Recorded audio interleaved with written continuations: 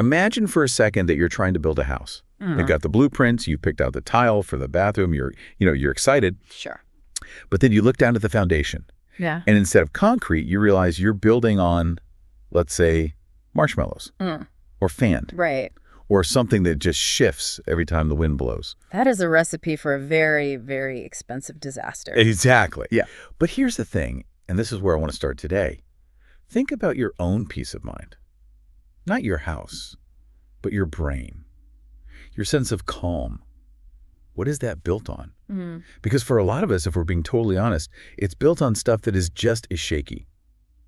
The job market, the stock market, the news cycle. Or even just promises that other people make to us. It creates a situation where peace feels less like a solid state of being and more like a fleeting moment of luck. Yes, like you just happened to dodge a bullet that day. You got lucky. It feels accidental. Yeah. And that brings us to the deep dive we are tackling today.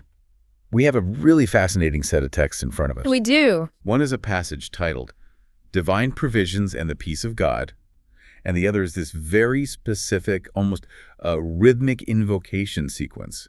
Jehovah Jireh, Shalom Ephatha, Amen. And what we're going to do is unpack the theological logic here. And I want to emphasize that word logic. Right. Because these aren't just, collections of nice-sounding, flowery words to put on a greeting card. When you read them together, they present a very specific argument, almost a mechanical argument. Mechanical is a great word for it. It feels like an equation. Yeah. We're going to look at the guarantee, the hierarchy of who gets what, and then we're going to decode some words that I think most of us have heard, but probably don't really understand, specifically, amen. Right. I mean, most of us just think of it as the thing you say to hang up the phone on a prayer. Yeah, the over and out of spirituality. But the text treats it very differently. It defines it as a tool. But, before we get to the tool, we have to understand what the text says about the user of the tool. Okay. It sets up a pretty stark structural argument about where humanity sits in the natural world. So let's get into it. The mission today is to figure out, according to these sources, where does genuine peace come from?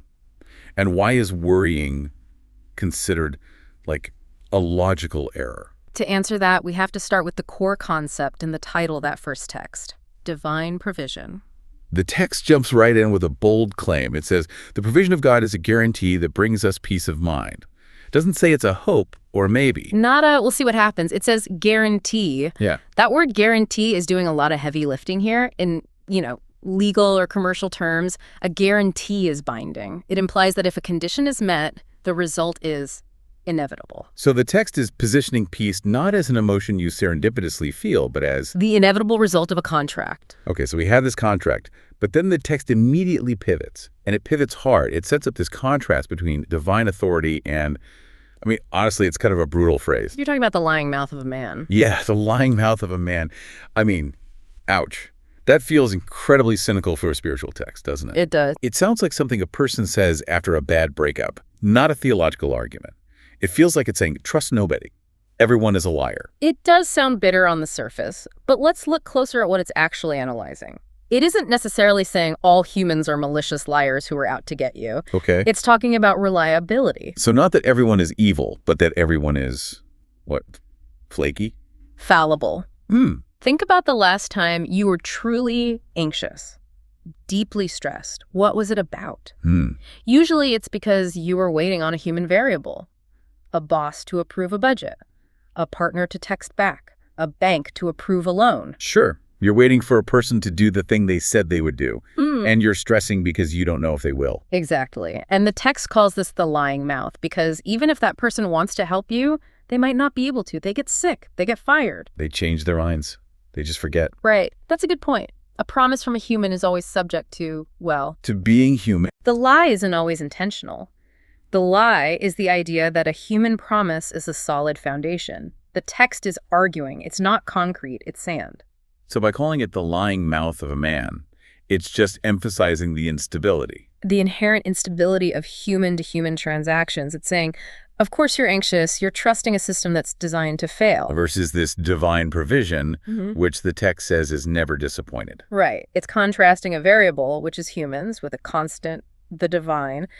But, and here's the catch, it's not a blank check for everyone. Right. There is a condition attached. I saw that. It says, as long as you are open to God and believe in his plan. That phrase, open to God, is crucial. It implies a state of receptivity. You can't just passively exist. There has to be an internal alignment. So if the guarantee is the what, being opened is the how. Exactly. So let's unpack this logic. You have a guarantee, but you have to be open to it.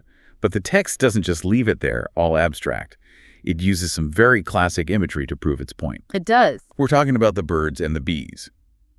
Well, actually, the birds and the fish. This is a classic theological trope, often referencing biblical ideas, but this specific text uses it to build a specific hierarchy. It says, same as he takes care of the birds of the sky and the fish in the water, why do you doubt God's way?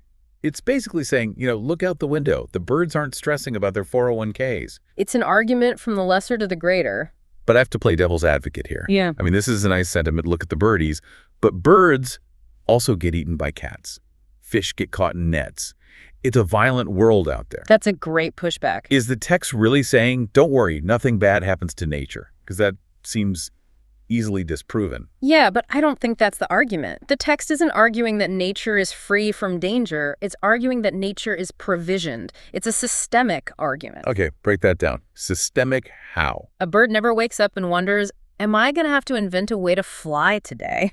The aerodynamics are provided. The worms are in the ground. The ecosystem exists to sustain them. They don't have to trouble their minds to manufacture their own existence. Give it a fit. They fit. And here's where the text plays its trump card. It establishes a hierarchy. It basically asks the reader, do you think you are less complex or less important than a pigeon?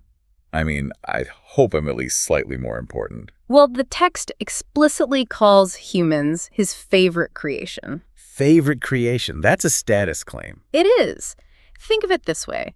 If you have a mechanic who takes incredible care of his beat-up, rusty workshop truck, he oils it, he checks the tires, he keeps it running perfectly. Okay.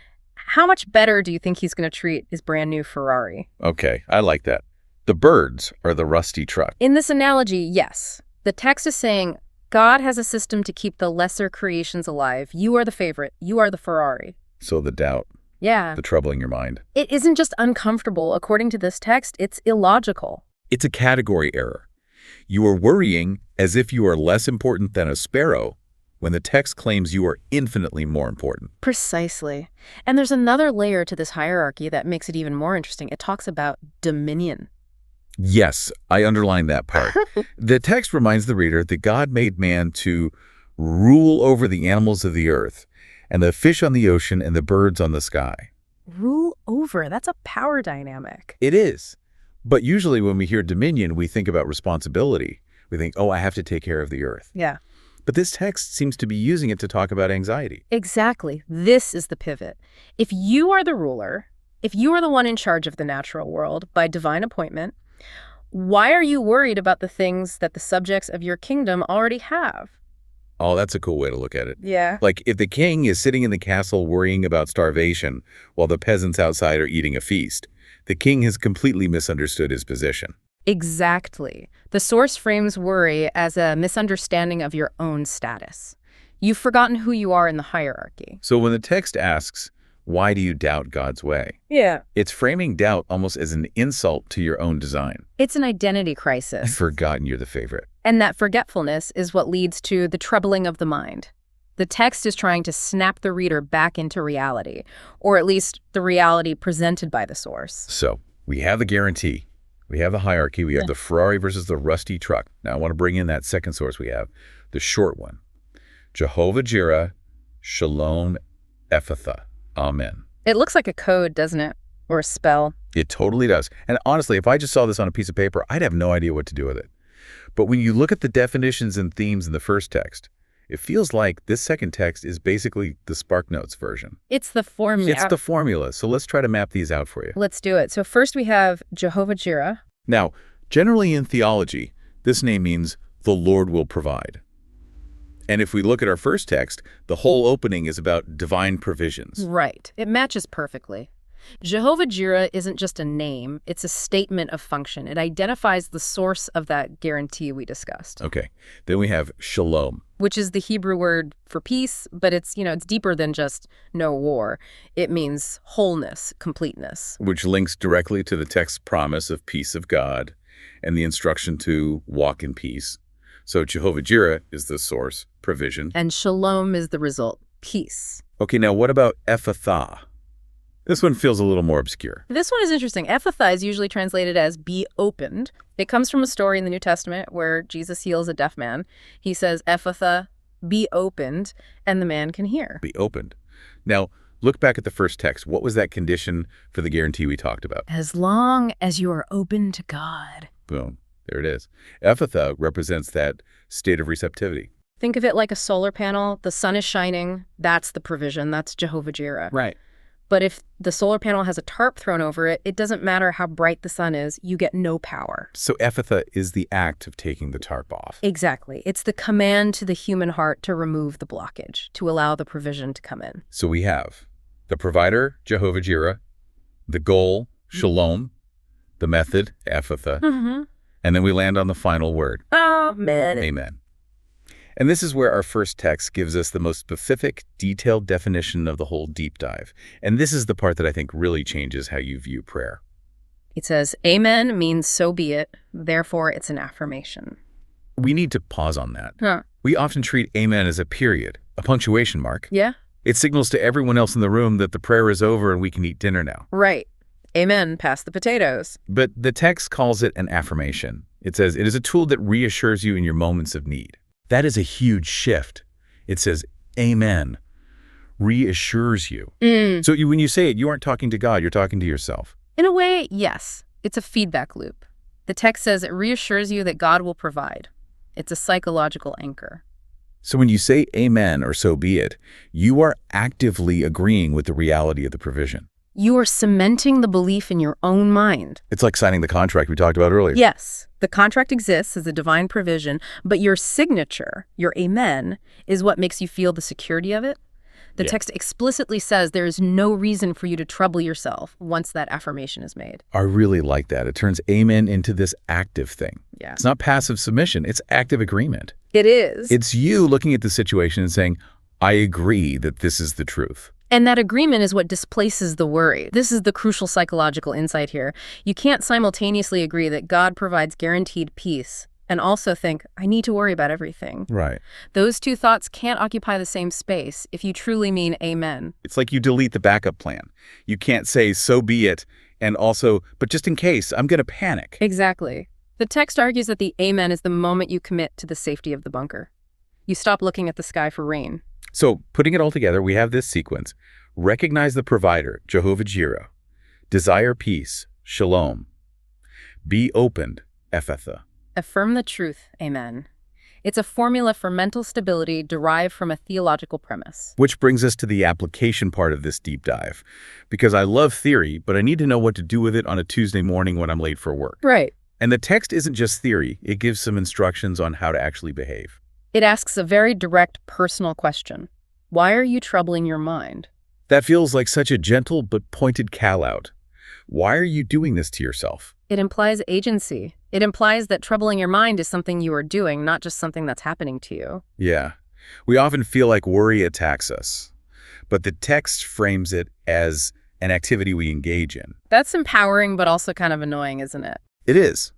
It means I can't blame my anxiety on the world. Right. If the provision is a guarantee, and if you are the favorite creation, then worry is a choice, a bad choice, but a choice. And the alternative behavior. The text says, walk in peace on this planet. Walk in peace. I like the physicality of that. It's not just think peaceful thoughts, it's walk.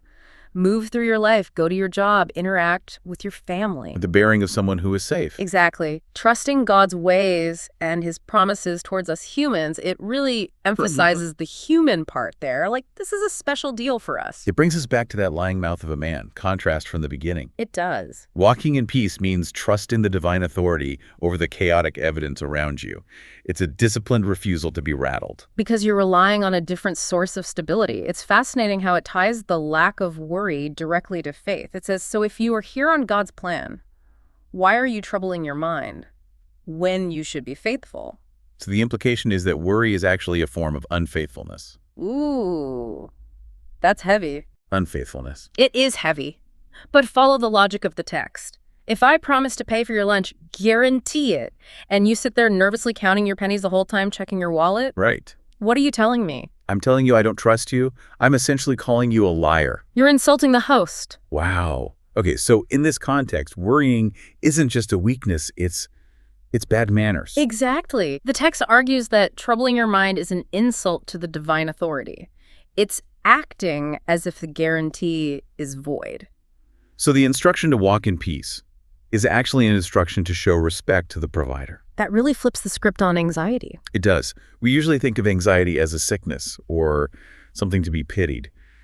This text frames it almost as a mistake, a misunderstanding of the data. A misunderstanding of the data. That's exactly how the source presents it. If you understood the data that you are the favorite, that the provision is a guarantee, that the amen seals it, Right. then the output of your internal processor should be peace, not trouble.